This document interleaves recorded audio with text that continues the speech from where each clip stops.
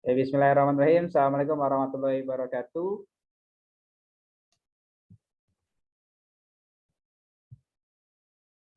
Waalaikumsalam warahmatullahi wabarakatuh. Oke, kali ini kita akan melanjutkan penjelasan materi atau sesi kedua terkait dengan penjelasan materi. Nanti tolong diingatkan kalau suara saya menghilang atau tidak jelas ya. Pada kesempatan kali ini kita akan membahas mengenai pembelahan serta pertumbuhan mikroorganisme. Jadi pada pertemuan sebelumnya kita sudah membahas terkait dengan pertumbuhan. Jadi agar suatu mikroorganisme dia bisa tumbuh, dia membutuhkan nutrisi. Jadi nutrisi-nutrisi dalam hal ini adalah beberapa senyawa-senyawa kimia atau secara lebih detailnya itu ada dalam bentuk makromolekul, dalam bentuk molekul-molekul, monomer dan lain sebagainya yang nantinya dimanfaatkan oleh mikroorganisme untuk bisa dia tumbuh. Yang sebelumnya kita bahas untuk bisa menumbuhkan mikroorganisme tentunya nanti akan terkait dengan aplikasi dari mikroorganisme tersendiri. Kita menumbuhkannya di suatu media-media khusus ataupun terkait dengan klinis ataupun patogen-patogen terkait identifikasi dan lain sebagainya. Nah, pada kesempatan kali ini kita akan membahas mengenai bagaimana suatu mikroorganisme itu bisa melakukan pembelahan. Kemudian kita berbicara mengenai pertumbuhan, dalam hal ini berbicara populasi suatu mikroorganisme. Jadi bukan bicara mengenai sel tunggal. Jadi sebelumnya sampai dengan pertemuan terakhir kita berbicara mengenai satu sel tunggal mikroorganisme. Sedikit saja mungkin membahas terkait dengan suatu populasi. Karena nantinya di alam, di sekitar kita yang kita lihat itu dalam bentuk populasi. Jadi seperti halnya kita mengambil satu sampel yang berasal dari permukaan kulit, maka yang kita ambil itu bisa jadi lebih dari satu populasi mikroorganisme yang ada atau yang menempel pada suatu permukaan kulit. Karena itu nantinya dalam kita mengkuantifikasi, jadi kita mengambil sampel, maka pertumbuhan yang akan kita lihat adalah pertumbuhan populasi mikroorganisme. Dan nanti akan coba kita bahas satu persatu bagaimana caranya untuk melakukan pengukurannya, bagaimana kita mengkuantifikasinya pertumbuhan suatu mikroorganisme. Pertumbuhan sel atau nanti disebut juga dengan pembelahan biner. Ini nanti akan terkait dengan proses pertumbuhan, di mana pertumbuhan ini merupakan proses kehidupan sel yang menjadikan satu sel tunggal menjadi 2, 4, 5, dan seterusnya. Jadi dari satu sel menjadi 2 sel ataupun lebih. Itu yang nantinya kita definisikan sebagai pertumbuhan. Nah, pada proses pertumbuhan sel bakteri sendiri nantinya akan melibatkan kurang lebih 2000 reaksi kimia. Setidaknya ada beberapa tipe utama. Yang pertama ada proses transformasi energi. Jadi untuk bisa bereplikasi, untuk bisa tumbuh dari 1 menjadi 2 ataupun lebih nantinya, dia akan membutuhkan energi dan pula membutuhkan adanya biosintesis molekul-molekul kecil. Jadi bakteri di sini dia menghasilkan molekul-molekul kecil yang nantinya akan digunakan untuk sel berikutnya atau sel yang dihasilkan dari proses pertumbuhan tadi. Nah, biosintesis tadi, molekul kecil yang dihasilkan dari biosintesis tadi itulah yang nantinya dalam bentuk polimer atau reaksinya itu nanti reaksi polimerisasi. Jadi pembentukan polimer-polimer nanti dilakukan oleh beberapa organel sel bakteri tentunya. Makromolekul yang berasal dari proses atau reaksi polimerisasi tadi nantinya akan diakumulasi di dalam sitoplasma, kemudian nanti bisa dikatakan polimer-polimer tadi dalam bentuk monomer tadi dirakit sebagai persiapan untuk membentuk satu sel yang baru.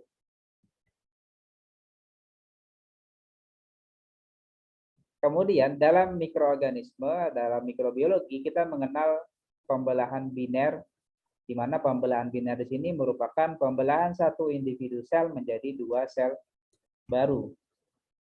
Di mana pembelahan biner terjadi pada sebagian besar prokariot yang memang aktif bertumbuh. Selama siklus pertumbuhannya akan ada penambahan komponen-komponen seluler yang berlangsung secara seimbang. Jadi sebagai salah satu dasar sebelum nanti melakukan pembelahan.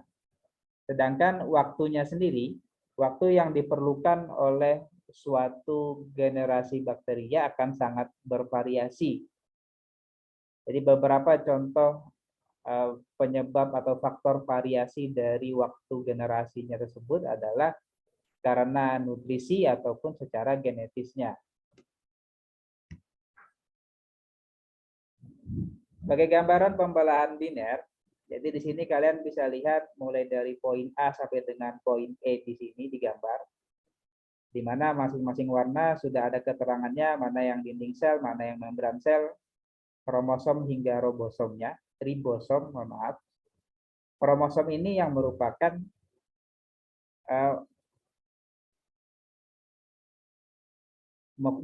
materi genetisnya, materi genetis yang nanti dibawa oleh yang selalu kita temukan pada suatu sel. Jadi mulai dari poin A, di sini sel yang muda pada tahap atau pada fase awal dari siklus itu sudah lengkap semuanya, ada kromosom, ada ribosom sampai dengan dinding sel. Kemudian ketika dia sudah mempersiapkan diri menjadi sel induk, di sini terlihat jadi kromosom yang pertama berwarna pink dia akan mulai mereplikasi. Kemudian juga terjadi pembesaran dinding sel, membran sel, dan begitu pula organel-organel lain seperti di sini ribosomnya.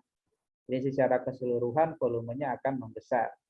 Baru kemudian setelah dia terreplikasi secara sempurna masing-masing kromosom utamanya di sini, maka mulai terbentuk adanya septum.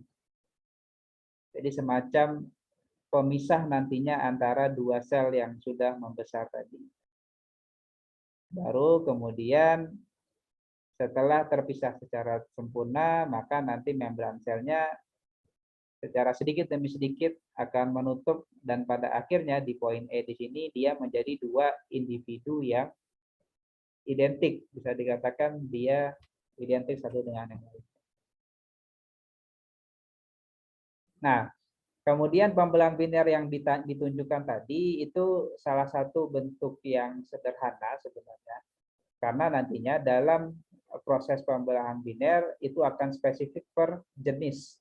Dan baru beberapa jenis bakteri yang memang sudah teridentifikasi bagaimana proses replikasi dari material genetisnya. Jadi di sini beberapa yang sudah ada seperti E. coli.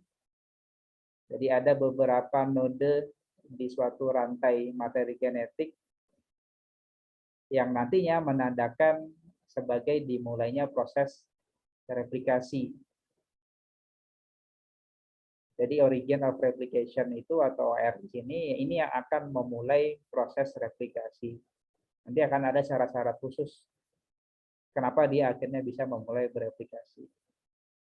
Selanjutnya kurang lebih akan sama sampai nanti terbentuk dua individu yang baru yang bisa dikatakan identik nantinya.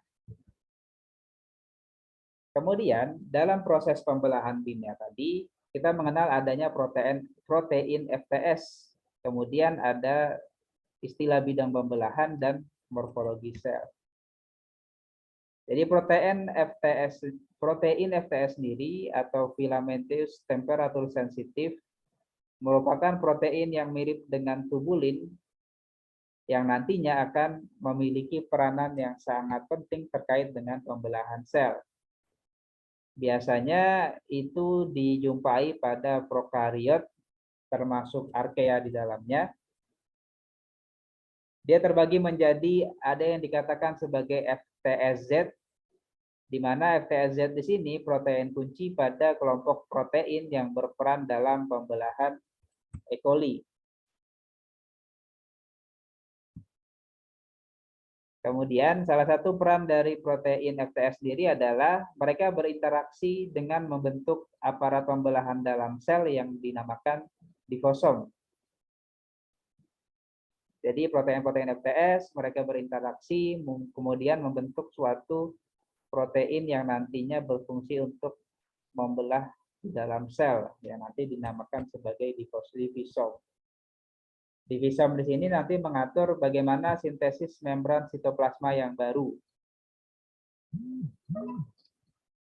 Jadi membrannya itu terbentuk dari divisom ataupun nanti bahan dinding selnya. Sehingga nantinya proses sintesis membran sitoplasma ataupun bahan dinding sel ini yang nantinya akan menyebabkan terjadinya pembesaran atau pemanjangan sel. Pemanjangan hingga 2 kali lipat. Nah, pembentukan dari divisom sendiri itu akan diawali dengan pelekatan molekul FTZ. Yang nanti ketika dia melekat pada membran atau dinding sel, dia akan membentuk cincin di sekeliling silinter selnya pada bagian tengah. Jadi nanti akan terlihat di beberapa gambar sebelum dia membelah itu akan terbentuk seperti ada garis-garis tipis di suatu sel mikroorganismenya yang sudah memanjang. Kemudian ketika replikasi DNA selesai, maka itu yang nantinya akan menjadi sinyal untuk dimulainya pembentukan cincin dari FTS tadi. Nanti secara otomatis cincin FTS yang terbentuk, dia akan diposisikan pada ruang di antara 2 nukleoid tadi.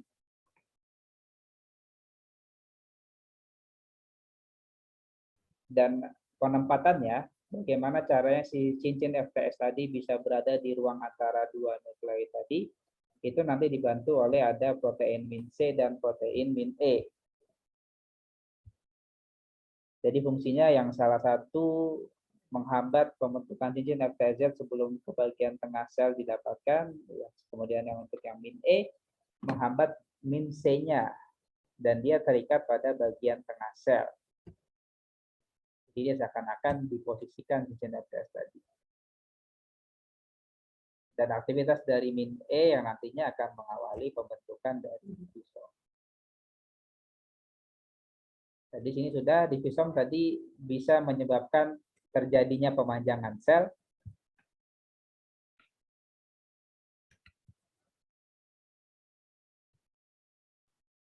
Kemudian pada proses pembelahan nanti setelah terjadi proses penyempitan, maka nanti cincin FTZ mengalami depolimerisasi memicu pertumbuhan semua bahan dinding ke dalam.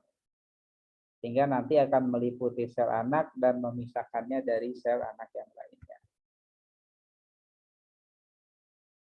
Kemudian pada proses pembelahan biner juga ada mRNA yang merupakan protein spesifik pada prokariot yang berperan besar dalam memberi bentuk sel. Jadi seperti yang sebelum pernah saya bahas juga, pada beberapa mikroorganisme dia memiliki peptidoglikan yang dia juga memiliki peranan sebagai pembentuk sel. Tapi memang peptidoglikan ini kalau dibandingkan dengan mRNA dia peranannya akan lebih kecil terkait dengan bentuk sel. Jadi mRNA di sini suatu protein yang mirip dengan aktin yang menghasilkan bentuk sitoskeleton aktin pada bakteri ataupun archaea. Jadi sitoskeleton mRNA akan memberi bentuk sel dengan menghasilkan tekanan pada membran sitoplasma. Jadi susunan dari filamen mRNA di sini yang nantinya diasumsikan dia yang memberikan bentuk sel bentuknya batang atau bentuk-bentuk lainnya. Jadi secara umumnya yang berbentuk lingkaran yang berbentuk bola itu justru yang memang lebih sedikit filamen mRNA-nya. Yang berbentuk batang itu yang nantinya memang diasumsikan kalau itu terbentuk karena adanya filamen-filamen mRNA. Jadi ini sebagai gambaran singkat saja bagaimana protein sitoskeletal yang berperan dalam sitokinesis. Jadi dia berada di sekeliling sel sehingga membentuk dari selnya. Jadi dia menahan membran selnya itu agar dia menjadi satu bentuk terbentuk. Sedangkan di sini FTZ yang dia berada di tengah-tengah sel biasanya dia. Ini nanti akan membantu proses pembelahan sel.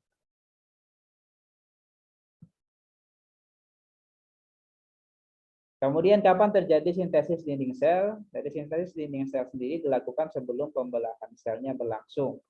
Jadi sudah dilakukan di awal dengan adanya pemanjangan tadi. Kemudian pada pembentukan cincin FTZ dapat dijumpai lubang atau nanti bukaan kecil pada dinding sebagai akibat dari aktivitas enzim autolisin. Nantinya pada lubang tadi itulah yang nantinya dijadikan sebagai tempat untuk memasukkan bahan-bahan dinding sel yang baru.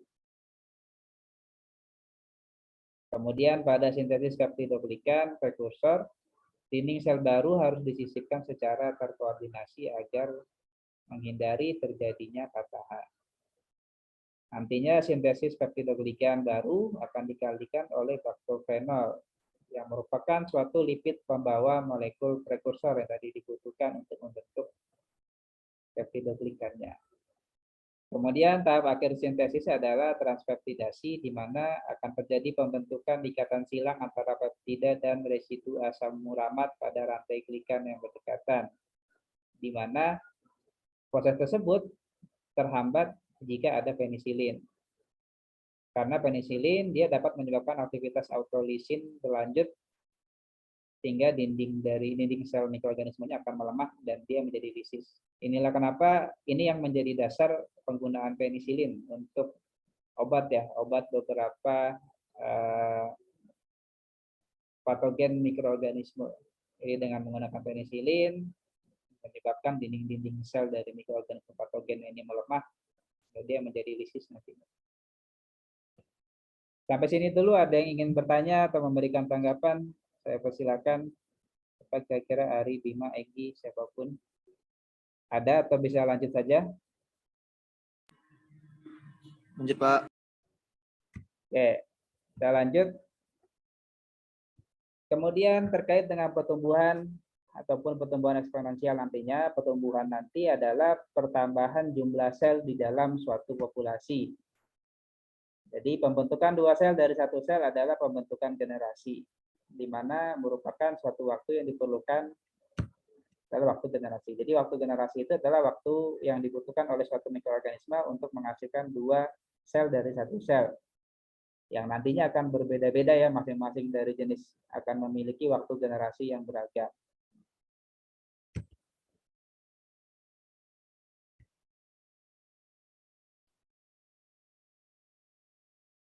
Sebagian besar bakteri, waktu generasinya itu sampai 1 sampai dengan 3 jam, dengan catatan memang pada kondisi pertumbuhan yang optimum. Beberapa yang lain kurang dari 10 menit hingga ada yang beberapa hari waktu generasinya. Umumnya waktu generasi pada habitat alami akan lebih panjang dibandingkan dengan kondisi laboratorium. Kemudian pada mikrobiologi kita mengenal adanya istilah pertumbuhan eksponensial, di mana pertumbuhan eksponensial menunjukkan pola peningkatan atau penggandaan populasi selama interval waktu tertentu dalam waktu yang beraturan. Jadi pada pertumbuhan eksponensial mikroorganisme, laju peningkatan jumlah sel mula-mula akan lambat. Jadi setelah dia mencapai satu fase tertentu, kemudian dia meningkat. Bahkan terkadang dia meningkat sangat tajam pada tahapan-tahapan selanjutnya. Nanti jika data jumlah populasi dan waktu dipetakan pada kurva, nanti akan kita bisa melihat hubungan linear antara keduanya. Bila jumlah populasinya nanti dikonversinya ke dalam logaritma. Biasanya kita menggunakan kata semi logaritma yang dapat terlihat garis lurus yang dapat digunakan untuk perhitungan waktu generasinya. Kurang lebih seperti ini nanti gambaran. Jadi yang di Y-nya di sini adalah jumlah sel, sedangkan yang di X-nya adalah menitnya. Menit waktu inkubasi. Yang merah itu data di lapangannya, jadi pada menit ke-20 berapa jumlah sel sampai dengan menit 80, sedangkan yang warna biru itu yang log number-nya, jadi secara logaritmiknya, pertumbuhan eksponensialnya. Ini yang nantinya dari grafik ini kita bisa mendapatkan waktu generasi.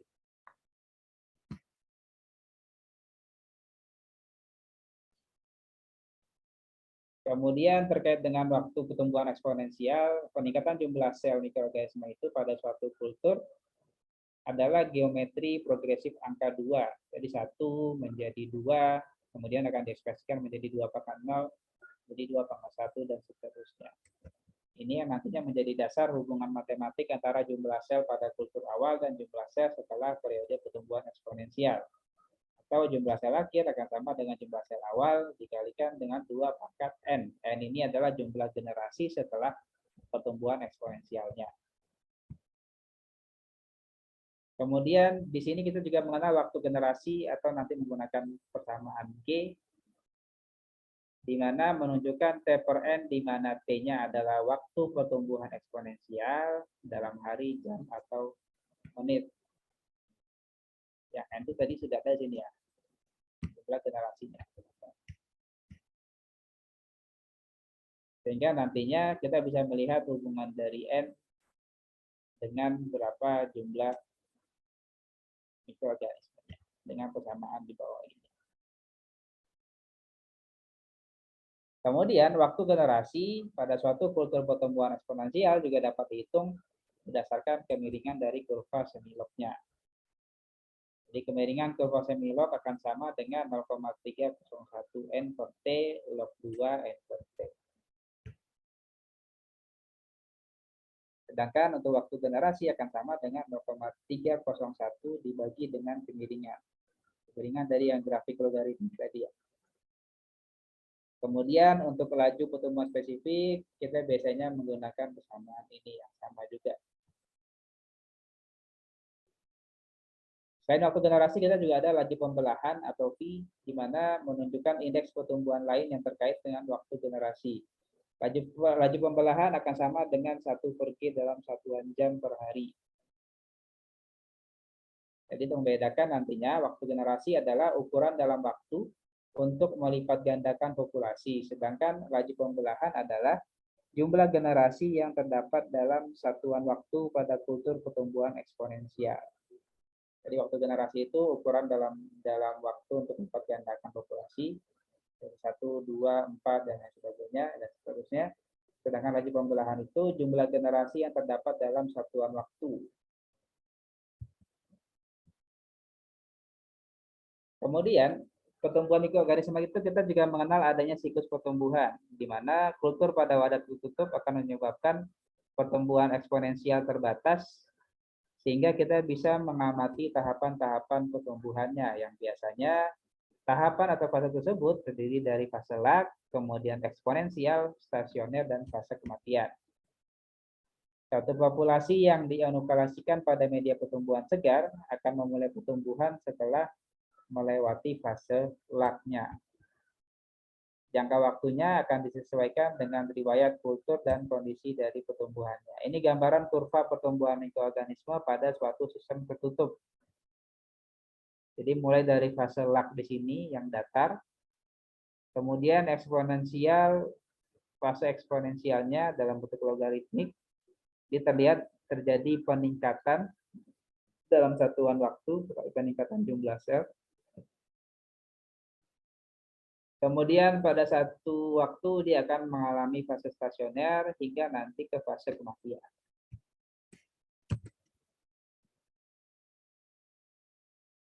Kemudian dari suatu siklus pertumbuhan kita dapat menyimpulkan bahwa sel pada pertumbuhan eksponensial merupakan sel yang sehat.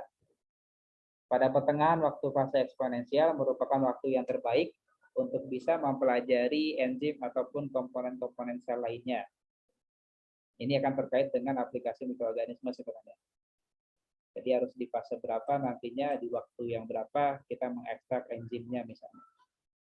Kemudian pada fase stasioner tidak terlihat peningkatan ataupun penurunan populasi. Karena itulah dia stagnan jumlah populasinya. Ataupun nantinya bisa jadi tetap ada sel yang tumbuh tapi dia seimbang dengan jumlah sel yang mati. Kemudian sel yang telah melewati fase stasioner lambat laun akan mati, kemudian masuk ke fase kematian. Yang nanti sifatnya akan sama, bersifat eksponensial juga. Sampai sini dulu jelas ya kira-kira ya. Saya lanjut lagi ya.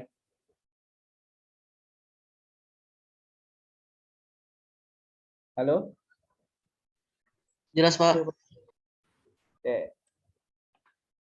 Kemudian terkait dengan pengukuran pertumbuhan mikroorganisme,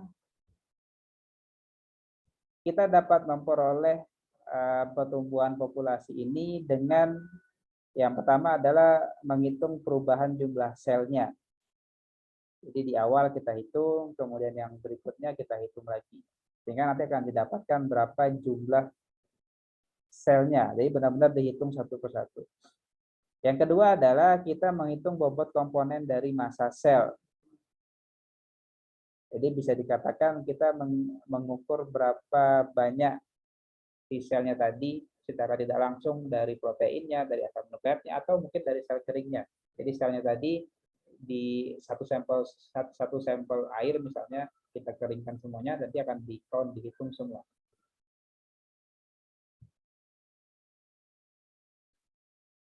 Kemudian ada beberapa metode yang dapat digunakan untuk menghitung sel atau menetapkan massa sel. Jadi yang pertama penghitungan secara langsung, kemudian ada penghitungan tidak langsung dan kultur sinambung. Di mana ini beberapa contohnya, ini untuk perhitungan secara langsung menggunakan Petroff-Hauser counting chamber. Jadi dia kaca preparatnya khusus, memang ada chambernya yang nanti berfungsi untuk menahan si bakteria, kemudian ditutup oleh cover glass. Nanti di bawah mikroskop kita akan melihat ada semacam garis ini dia, yang ketika kita amati secara langsung kita akan mendapatkan kotak-kotak seperti ini, yang nantinya menggunakan perbesaran yang lebih dalam sampai dengan yang ke 100 nanti kaca okulernya, maka kita akan menghitung dari satu kotak sampel-sampel ini. Dalam satu kotak ini ada berapa individu dari mikroorganisme. Kemudian yang berikutnya ada penggunaan spektrofotometer atau fotosel ataupun detektor-detektor lainnya. Yang pada dasarnya kita menghitung dari sisi turbiditasnya. Atau bisa juga nanti menghitung massa mikrobanya secara langsung. Cara yang terakhir adalah menggunakan sistem kultur sinambung atau chemostat, di mana media segar nanti dimasukkan secara terkontrol ke dalam cawan khususnya nanti, tabung khusus yang nanti bisa mengontrol udara ataupun ada filter udaranya yang nantinya pertumbuhannya kita lihat dari overflow-nya di sini. Overflow yang masuk ke dalam botol reaksi di sini. Itulah beberapa metode yang bisa digunakan. Karena itu pada kesempatan kali ini untuk pertemuan ini saya mau nanti secara berkelompok kalian mencari mengenai pengukuran pertumbuhan mikroorganisme di sini. Nanti detailnya akan saya kirimkan melalui Google Classroom terkait dengan penugasannya. Mungkin itu saja yang bisa saya sampaikan terkait dengan materi pada pertemuan hari ini. Jadi bagaimana pertumbuhan yang saya harap nanti tugas kelompoknya bisa dipresentasikan pada pertemuan minggu depan. Sekaligus di minggu depan kita akan melanjutkan mengenai pengendalian mikroorganisme. Jadi setelah kita paham terkait dengan kondisi mulai dari secara mikroskopiknya selnya sampai dengan membran sel, kemudian apa saja struktur-struktur yang melekat ataupun menempel sebagai salah satu fungsi adaptasi dari mikroorganisme, kemudian terkait dengan nutrisi, kemudian terakhir kita terkait dengan perhitungan pertumbuhan sel juga. Maka di minggu depan kita akan membahas mengenai bagaimana kita bisa mengendalikan mikroorganisme. Nanti juga akan berkaitan pula dengan aplikasi dari mikroorganisme, baik itu terkait dengan pengawetan makanan dan lain sebagainya.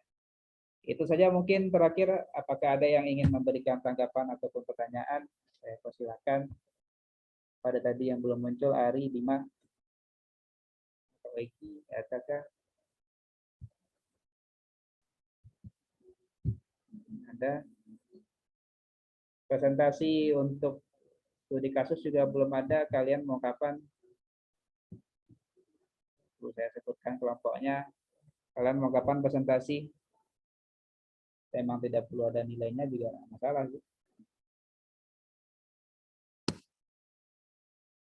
Halo.